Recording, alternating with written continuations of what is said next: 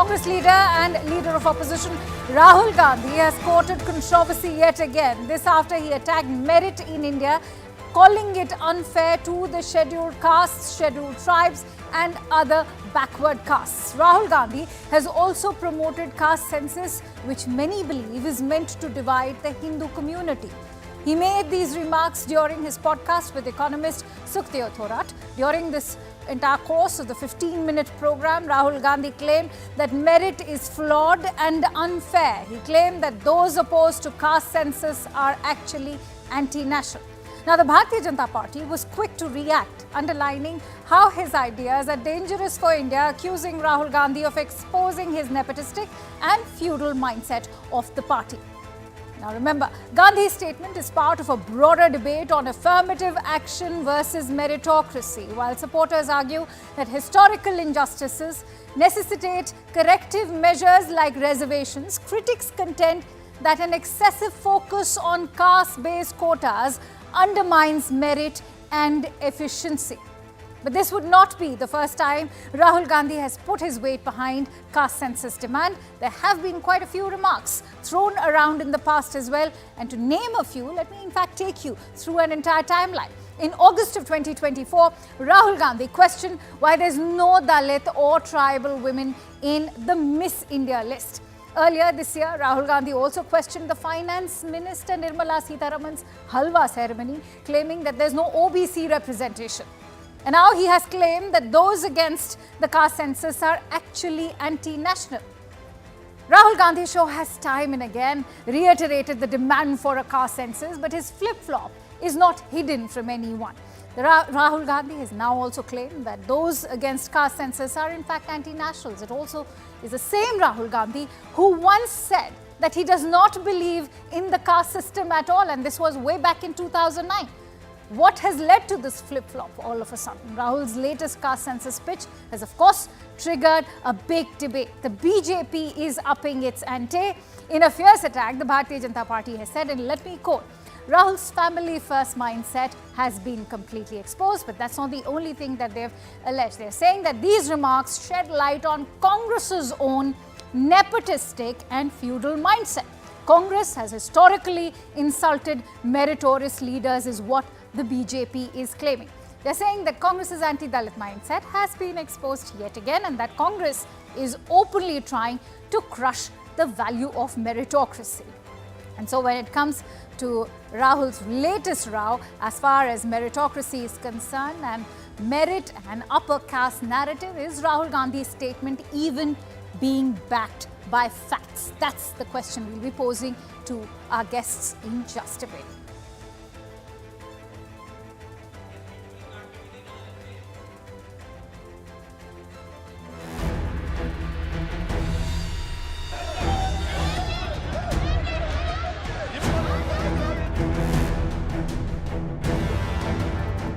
ಸಿಡಿ ಮಾಡ್ತಕ್ಕಂಥದ್ದು pen drive ಮಾಡ್ತಕ್ಕಂಥದ್ದು ಇದ್ರ ಬಗ್ಗೆ ಸುಮಾರು ನಿಮ್ಗೆ ಹೇಳ್ತೇನೆ. ನನಗಿರೋ ಮಾಹಿತಿ ಅಂತ 48 ಜನಗಳಿದ್ದಾರೆ, ಒಬ್ರು ಇಬ್ರು ಇಲ್ಲ.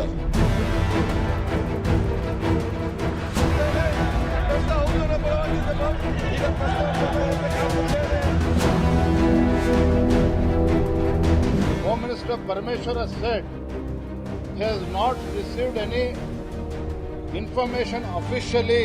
This means the Congress government is trying to cover up the issue.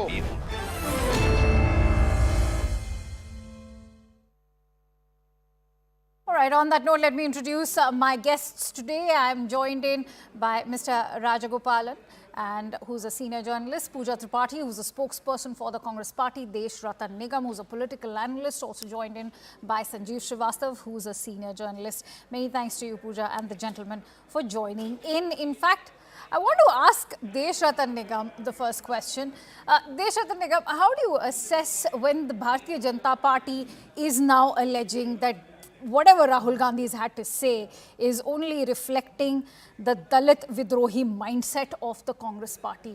How do you weigh in on that, and what merits such a strong sweeping statement from the BJP? Well, Akanksha, to begin on a lighter note, if merit was the focus, Rahul Gandhi would be the first casualty. And let me now come back to the topic. In Indian governance and administrative system, we have a very fine balance between merit and reservation. And merit is a worldwide phenomena, even when where there are no castes involved, whether it is US, Europe, Australia. Merit is the focus. Without merit, the society cannot exist or progress. However, because of the historical wrongs and injustices done in our society, we have a system of reservation constitutionally provided, True. and subsequently the OBCs were also provided reservation and 10% economically weaker section quota, because in the so-called upper caste also there were very poor people who could not make it to the system. So this very fine balance needs, Rahul Gandhi wants it to be disturbed, and that would lead to some kind of a chaos and disorder in the society and anarchy, which is why this time and again caste census to disturb the society, to have kind of a chaos in the society. And I'll ask one question from Rahul: why doesn't he agitate for SC/ST's reservation in Aligarh Muslim University or Jamia Millia, where there is no such reservation is given? Why doesn't he oppose the almost all Muslim OBCs Muslims have been included in OBC in Karnataka, West Bengal?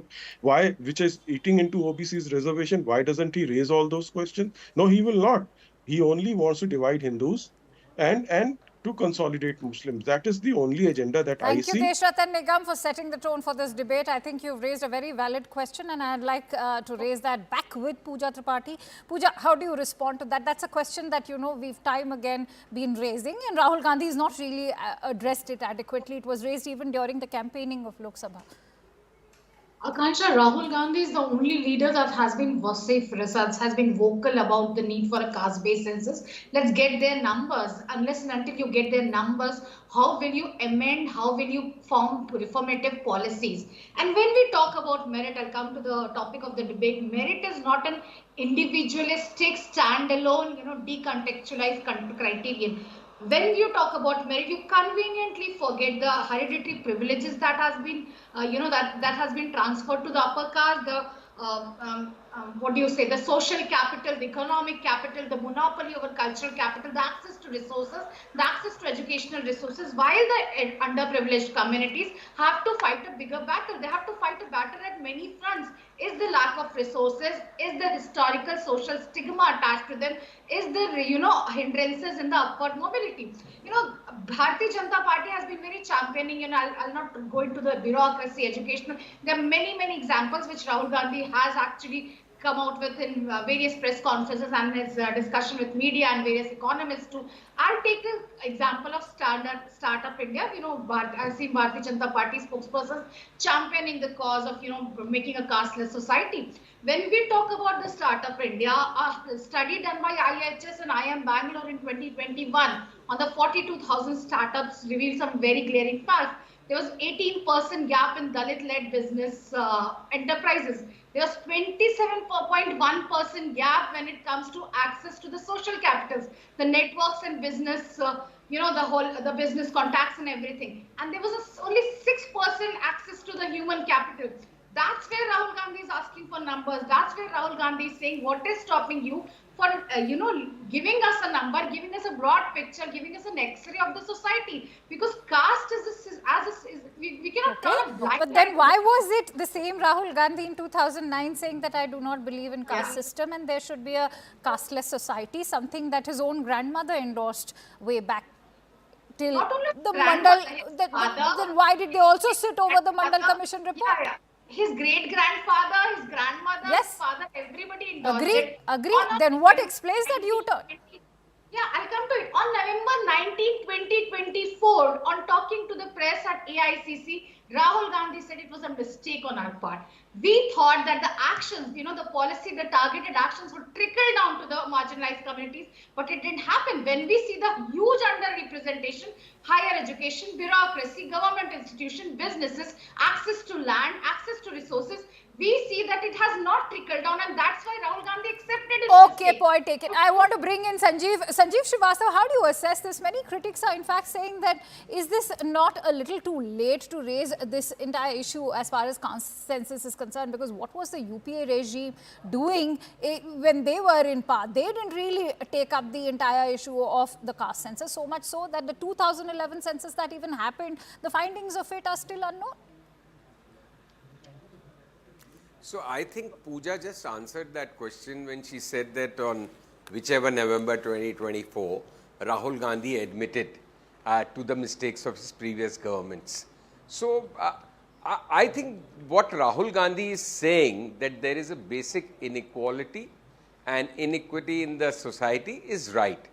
But the manner in which he is going about demanding for caste census actually suggests that the only way he sees to combat the BJP's, for lack of a better word, Hindu-Muslim politics or religion-based politics, he thinks the only way he can counter that, and the Congress will get any chance, if it will, by raising the issue of caste. So the larger Hindu umbrella vote gets divided. Now, that's some theory which a lot of people talking about it. I am not saying something very original. See, what Rahul Gandhi needs to understand is that sometimes some issues work. Okay. The issue of संविधान खतरे में है and आरक्षण चला जाएगा दलितों का, पिछड़ों का, that worked in the 2024 election.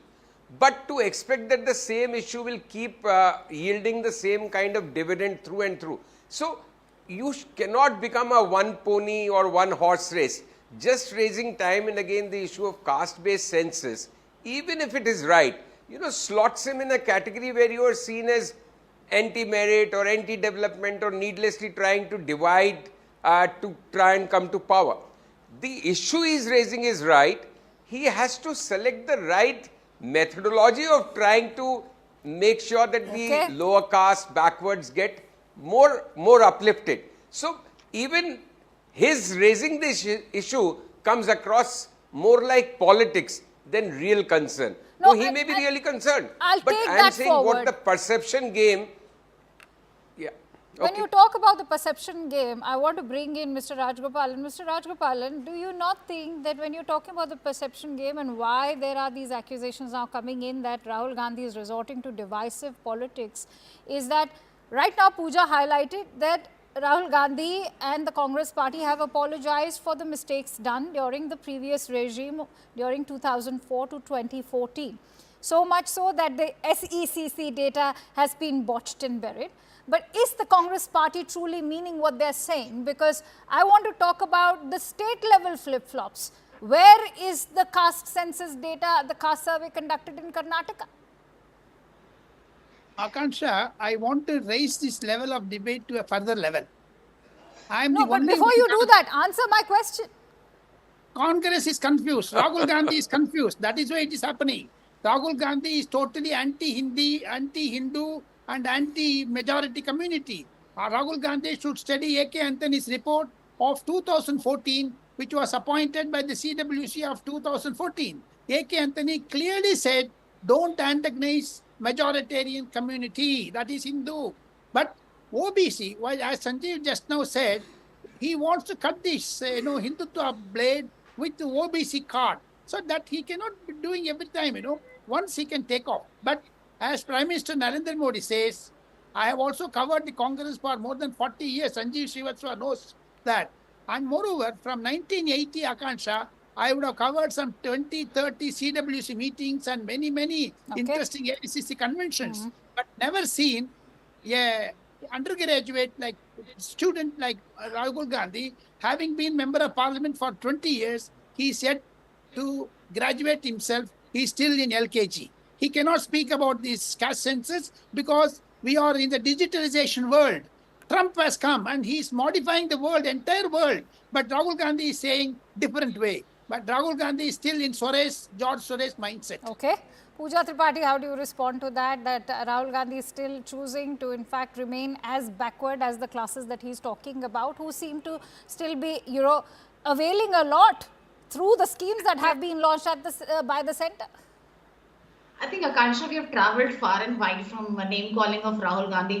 It was fashionable in last decade to just sit on TV panels and abuse Rahul Gandhi left, right and centre. I think even the public has voted for him, even the media has gone soft on him, and he has out and proved himself. So I don't need to give on this stupid, baseless, childish accusations that Rahul is anything. George Soros is their ultimate umbrella of avoiding any accountability. Anything George Soros, anything, George Soros. They'll not answer questions on accountability. They'll not answer questions on national security. They'll just bring in George Soros. And I think that's very childish and very immaturish of an Okay, panelist to comment on that. I've still But I'll not, come to- I've stalled now. Yes, I want you to also touch upon the state level flip-flops. When Yeah. you were in power in Rajasthan, when you were in power in Madhya Pradesh, you didn't think about this caste census. Let's talk about Karnataka. Everybody knows, it's an open secret that you are afraid of the backlash coming in from the Vocaligas and the Lingayats, which is why you are not disclosing the figures. No, it's not we are afraid of the backlash So because then actually share the figures. Whenever the caste census, even if a statewide caste census is come out, it will come out with some explosive truths. We saw it in Bihar, and we will definitely Then see people it. deserve to know it. In January, Siddaramaiah, the CM Chief Minister of Karnataka, has said that the caste census report will be tabled in the next session of Karnataka Legislative Assembly, and I'm very sure Telangana is under the process of caste census, and we are very hell bent on it. What about And it's not Karnataka? just about the political returns. When do we see the figures coming out from Karnataka? So next legislative session on 17 January, Siddaramaiah said it in the sessions of Parliament. And Congress party is not such, you say something on the floor of Parliament and you'll just take a 360-degree back turn to it. Congress party is not like that, and we will see the caste census report in the next session of Parliament. It's more about political returns. It's more about getting ahead than this Samvidhan Khatre mein hai attitude. Rahul Gandhi's mission is caste census, and he's been very vocal. And it's not just about talking to an economist Thorais. He goes on to meet the Chamar factory in Bombay, and he goes on to meet the skills and artisans, how upward mobility, how access to resources helps them to bring up a community forward. This is Rahul Gandhi, and it's not just about having a political gain or not, or this is not just having sheen. It's more than that. It's about giving them their due representation. It's about jiske jitni hissedari, uski kitni bhagedari. Okay, I want to bring in Desh Ratan Nigam. Desh Ratan Nigam, I want to ask you, how do we define this hissedari versus bhagedari? Because, I remember in 2017 itself, at the Kanpur Nagar Nigam, the majority of applications that had arrived for the post of a sweeper were by Brahmins. I'm posing a very bold question, which may perhaps not go down well with some who are tom-tomming the cause, because you also have these welfare initiative schemes that are looking after the masses who need that welfare, and that includes the SC/ST, that includes the OBCs, that includes all of those who are beneath a certain economic strata in the society. LPG schemes, you have the housing schemes, you have the ration schemes. I mean, are we also becoming a country which just wants to live off quotas and freebies? Akanksha, myself being from Kanpur, I'm aware of that particular situation that you mentioned. I'm also aware of the fact that large number of security guards who get very paltry, salaries are Brahmins in and around my area. So to say that there is a discrimination, inequality only in the upper caste, in the lower caste, I do not agree. First, secondly, to say that merit is an upper caste narrative is kind of an insult to the merit which is available in the lower caste, the other caste. And I know my friends who are IAS who came from the SC/ST community, merit-based also, otherwise enjoyed the reservation. And to make such kind of sweeping statement is not done for leader of opposition. It is certainly uncalled for and should not be. It is very irresponsible coming from a leader of opposition, sitting member of the parliament, making such kind of comments. Remember when he said there is no OBC representation at the higher echelons of the IAS, forgetting that the Mandal Commission's implementation started from 1993, and they will become now the secretaries and the additional secretaries in the government. So when you have inadequate data and facts before you, and then you draw conclusions based on that, then the conclusions and deductions would be certainly very wrong. They will not lead to right kind of conclusions. Today, to make such kind of sweeping statements when India, in a very challenging world, is rising very fast, and whether it is infrastructure, take any parameters or in the international standing, which country today can boast of, Okay. shaking hands with, I'm running short of time. I want to, in fact, ask Pooja. Ukraine and Russia also. Right. That whole aspect of, half-baked information being presented when Rahul Gandhi says that just having electoral representation is not going to be enough. You need representation in bureaucracy. And Pooja, you just heard the point that Deshratan Nigam was making. So I just pointed out something as new as Startup India, which I've been saying that Bharatiya Janata Party has been championing it to be a casteless society. So I just put it across the table. When Rahul Gandhi says that there's a lack of representation and bureaucracy, is the government's figure. He's not making it up the fact. It's not in half-baked information. We look at higher education factors, and when you say we are taking affirmations, will we just live off quota or freebies? I think it's an insult to a greater part of the country that's looking at the government. And the example that you quoted of Kanpur speaks highly of government's failed policies and unemployment rather than Sanjeev, I want to bring you in quickly on that note about is the government going to be blamed for everything now, whether it is in Uttar Pradesh or Karnataka? On one hand, you have them making promises of freebies, and on the other hand, then they say that, there's not enough money, let's increase the taxes and surcharges.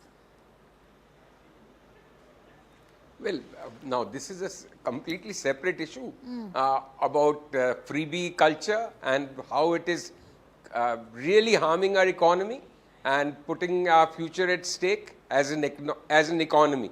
And so this freebie culture is very bad, and it's a competitive culture, and the BJP has gone down the same road as a lot of other parties after opposing it tooth and nail initially, at least in public domain. Now they have followed the same path. In a country where you get 80-90 crore people are being given free rations, that itself shows the state of our economy and state of joblessness, unemployment. 30 seconds. All those things are separate issue. But on this merit issue, I really think that Rahul Gandhi, he may be meaning well, but he has to get his narrative right in a young aspirational India where you're trying to find your rightful place in the world, talking about that we are not a merit-based society and trying to really cause some kind of anarchy. It's very unfortunate. I want to bring Mr. Rajgopalan. I want to give you closing thoughts. Weigh in on what Justice Gavai had to say in January of this year when he said that exclusion of the affluent or the creamy layer quota benefits will only alone achieve real equality. And I'm going to bring you in on the creamy. Not even 30 seconds, I'll say in 10 seconds. Mr. Rahul Gandhi has become younger brother of VP Singh. He should understand the Indian politics. Do not divide the Indian community or Indian states.